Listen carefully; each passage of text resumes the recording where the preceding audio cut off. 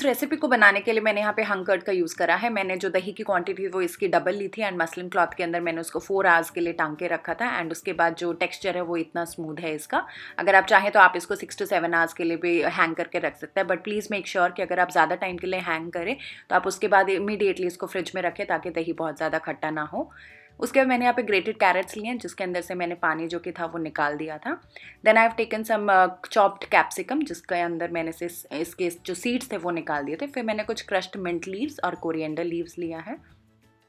मैंने यहाँ पे ब्लैक पेपरकॉर्न्स लिए हैं जो क्योंकि ये जो फ्लेवर है वो काफ़ी फ्रेश फ्लेवर देते हैं रेसिपी को, तो इसलिए मैंने यहाँ पे होल ब्लैक पेपर यूज़ करा है। थोड़ा सा हम सॉल्ट डालेंगे बिकॉज जो दही है वो ऑलरेडी थोड़ा खट्टा होता है, तो सॉल्ट की क्वांटिटी कम रखेंगे। कुछ चिली फ्लेक्स हैं, कुछ ऑरिगेनो की लीव्स हैं एंड उसके बाद मैंने यहाँ पे वाइट ब्रेड का यूज़ करा है। आप चाहें तो आप ब्राउन ब्रेड का भी यूज़ कर सकते हैं इस रेसिपी के लिए। रेसिपी को बनाने के लिए हम एक एम्प्टी बोल के अंदर हम जो हंग कर्ड है ये उसको हम डालेंगे इसके अंदर and this recipe is basically a cool sandwich and तो इसको हम टोस्ट नहीं करेंगे ब्रेड्स को, तो आप इसके अंदर जो कंपोनेंट्स हैं या जो इंग्रेडिएंट्स आप उनके साथ काफ़ी प्ले अराउंड कर सकते हैं। जैसे आप इस टाइम पे इसके अंदर बॉइल्ड एंड चॉप्ड स्पिनच डाल सकते हैं, आप कॉर्न डाल सकते हैं इसके अंदर, या आप कोई और ग्रेटेड कुकुम्बर भी डाल सकते हैं आप स्क्वीज़ करके। एंड उसके बाद मैंने यहाँ पे ऑरिगेनो की लीव्स डाली है एंड कुछ चिली फ्लेक्स हम इसके अंदर डालेंगे। ऑरिगेनो लीव्स मैंने अच्छी क्वांटिटी में डाली है because it gives a very good flavour. Chilli flakes हम थोड़ा सा कम रखेंगे डिपेंडिंग आपका स्पाइस लेवल क्या है, एंड क्योंकि हम इसके अंदर ब्लैक पेपर कॉर्न भी डाल रहे हैं तो इसलिए मैंने चिली फ्लेक्स की क्वांटिटी थोड़ी सी कम रखी है। सारे इंग्रेडिएंट्स डालने के बाद हम इस मिक्सचर को अच्छे से मिक्स करेंगे ताकि दही के अंदर सारे जो फ्लेवर्स हैं वो अच्छे से मिक्स हो जाएं।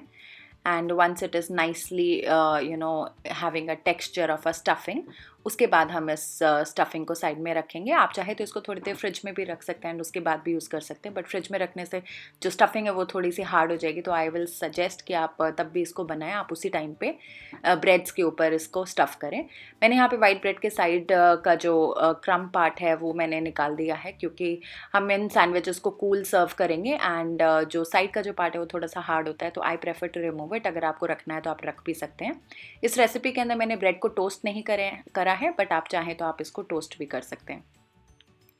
अब हम स्टफिंग को सीधा ब्रेड के ऊपर लगा देंगे एंड इसके अंदर स्टफिंग की जो क्वांटिटी है वो थोड़ी सी ज़्यादा रखनी होती है बिकॉज क्योंकि हम ब्रेड को अगर टोस्ट नहीं कर रहे हैं तो it should not be like कि ब्रेड का ही फ्लेवर आए, तो इसलिए स्टफिंग की जो क्वांटिटी है वो थोड़ी सी हम ज़्यादा इसके अंदर लगाएंगे। उसके बाद इसको लाइटली प्रेस करेंगे with the help of your hands and इसी तरीके से बाकी के जो ब्रेड स्लाइसेस है आप उसके ऊपर भी स्टफिंग को हम लगा लेंगे एंड स्लाइटली प्रेस करके हम इसे कट करेंगे। कट आप किसी भी शेप में कर सकते हैं, ट्रायंगल एंड स्क्वायर। उसके बाद इसे कवर करके फ्रिज के अंदर रखें, चिल करें एंड देन आप ये दही सैंडविच सर्व करें। So this was our breakfast and weekend snack type of recipe. तो quickly आप लोग भी इसको try करें and अपने friends वगैरह को खिलाएं and बहुत सारे उनके अच्छे feedback पाएं। हम मिलेंगे next episode में with another delicious recipe. So stay tuned and I'll see you in my next episode. Don't forget to subscribe and share this video. Bye.